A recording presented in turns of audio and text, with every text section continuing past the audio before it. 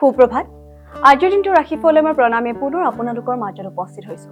আজি ইংৰাজী 13 ডিচেম্বৰ আৰু অসমীয়াৰ 26 আঘোণ বুধবাৰ। আজি শুক্লাৰ প্ৰতিপদ। আজি বিবাহৰ দৰে শুভ কৰ্ম কৰিব পাৰে। দিনৰ 7:30 পৰা 8:12 আজি অমৃত যোগ আছে, অৰ্থাৎ এই সময়ত কাম কৰিলে শুভ হ'ব। দিনৰ 8:45 পৰা 10:02 কোনো শুভ কৰ্মত হাত নিদিব, কিয়নো এই সময়ত কালবেলা যোগ আছে। আজি কাৰোবাৰ আদ্য ঋতু হলে 3মহীয়া পতিহীনা যোগ ধৰা হ'ব আৰু আজি কাৰোবাৰ মৃত্যু হলে কোনো ধৰণৰ দুখ নাপাব। এতিয়া চাওঁ হওক আজিৰ দিনটো ৰাশি।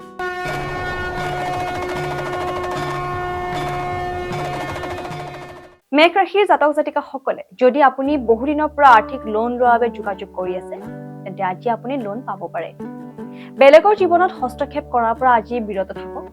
প্ৰেমৰ ধনাত্মক সংকেত আপুনি আজি পাব পাৰে। বৃষ ৰাশিৰ জাতক জাতিকাসকলে দিনৰ আৰম্ভণি আপুনি যোগ প্ৰাণায়াম আদিতে কৰিব পাৰে আৰু এনেকুৱা আৰম্ভণি আপোনাৰ বাবে লাভদায়ক হ'ব আৰু আপোনাক গোটেই দিনলৈ সক্ৰিয় কৰি ৰাখিব। একপক্ষীয় ভাল লগা আপোনাৰ মন ভঙাৰ কাম কৰিব পাৰে। আপোনাৰ জীৱনসংগীৰ যিকোনো সৰু মিছা কথাতে আপুনি আজি আহত হোৱা অনুভৱ কৰিব। মিথুন ৰাশিৰ জাতক জাতিকাসকলে ভিৰ থকা ঠাইত যাত্ৰা কৰাৰ সময়ত বিশেষকৈ ৰক্তচাপ ৰোগীসকলে অতিৰিক্ত সাৱধান হোৱাৰ আৱশ্যকতা আছে। যিসকলে ইতিমধ্যে শ্বেয়াৰ মাৰ্কেটত অৰ্থ বিনিয়োগ কৰি আহিছে, তেওঁলোকৰ আজি লোকচান হ'ব পাৰে। গতিকে সময় থাকোঁতে যদি সচেতন হৈ যায় তেন্তে আপোনাৰ বাবেই ভাল।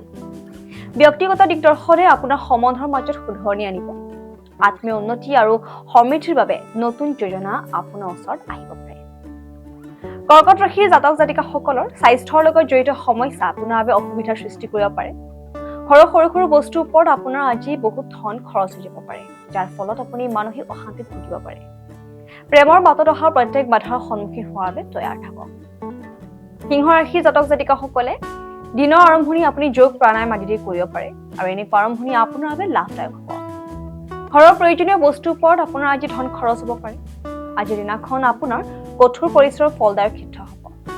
আপোনাৰ আৰু জীৱনসংগীৰ মাজত আজি অশান্তি অধিক বৃদ্ধি হ'ব পাৰে। আপুনি যদি সঠিক সময়ত সঠিক পদক্ষেপ নলয় তেন্তে পৰিস্থিতি অধিক বেয়ালৈ ঢাল খাব পাৰে। কন্যা ৰাশিৰ জাতক জাতিকাসকলে ধ্যান কৰিলে শান্তি লাভ কৰিব। দিনৰ দ্বিতীয় প্ৰহৰত আপোনাৰ আৰ্থিক লাভ হ'ব পাৰে। আপোনাৰ নতুন প্ৰয়োজনসমূহক লৈ আপোনাৰ মা দেউতাক বিশ্বাসত লোৱাৰ এয়াই সঠিক সময়।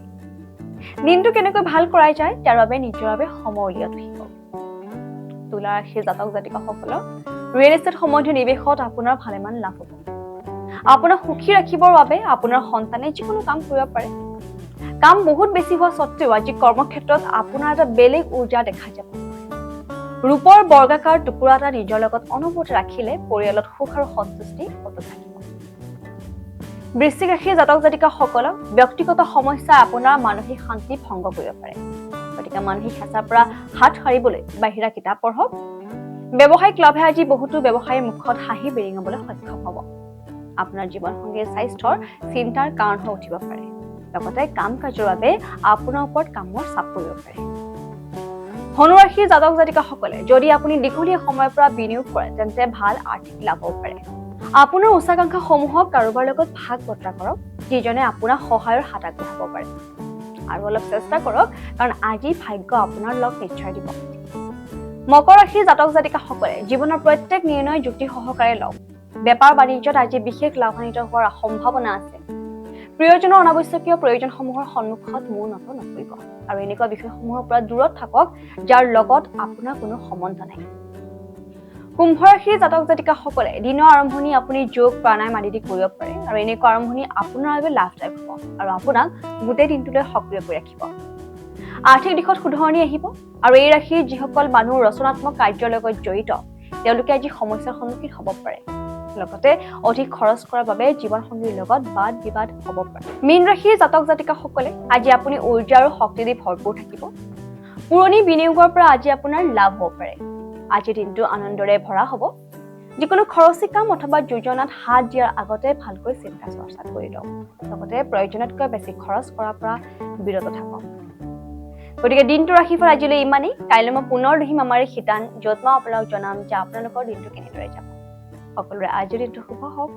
ধন্যবাদ।